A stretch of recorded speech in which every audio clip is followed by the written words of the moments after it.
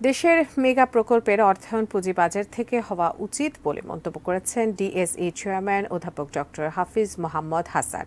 দেশের অর্থনীতির সাথে সম্পৃক্ত হতে পারলে পুঁজিবাজার নিজে থেকেই চাঙা হবে বলেও মনে করেন তিনি। বিকেলে ডিএসই ভবনে সিও ফোরামের সাথে বৈঠক শেষে গণমাধ্যমে তিনি এসব কথা বলেন। ডিএসই চেয়ারম্যান জানান, দেশের পুঁজিবাজার অর্থনীতির মূলধারার সাথে সম্পৃক্ত হতে পারেনি। অর্থনীতিকে চাঙা করতে কেবল মুদ্রা বাজারকে অবদান রাখলে হবে না, পুঁজিবাজারকেও সম্পৃক্ত করতে হবে। তিনি বলেন, কেবল লেনদেনের মাধ্যমে বাজার চাঙা হবে না, এখানে দীর্ঘমেয়াদী বিনিয়োগও আসতে হবে। প্রথম সারির তৈরি পোশাক প্রস্তুতকারী প্রতিষ্ঠান পুঁজিবাজারে তালিকাভুক্ত করার প্রক্রিয়া চলছে বলেও জানান তিনি।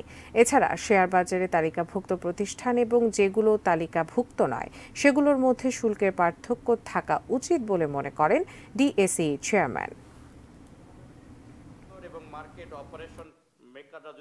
দীর্ঘমেয়াদী যে বড় বড় প্রজেক্টগুলো আছে, লোন ডিসবার্সমেন্ট এই পুঁজিবাজার থেকে হওয়া উচিত, যেগুলো বহির্বিশ্বে হচ্ছে। যখনই ক্যাপিটাল মার্কেট দেশের উন্নয়নে, দেশের অর্থনীতি সম্পৃক্ত, তখন ক্যাপিটাল মার্কেটের গ্রোথ কিন্তু নিজেও কিন্তু চাঙ্গা হবে।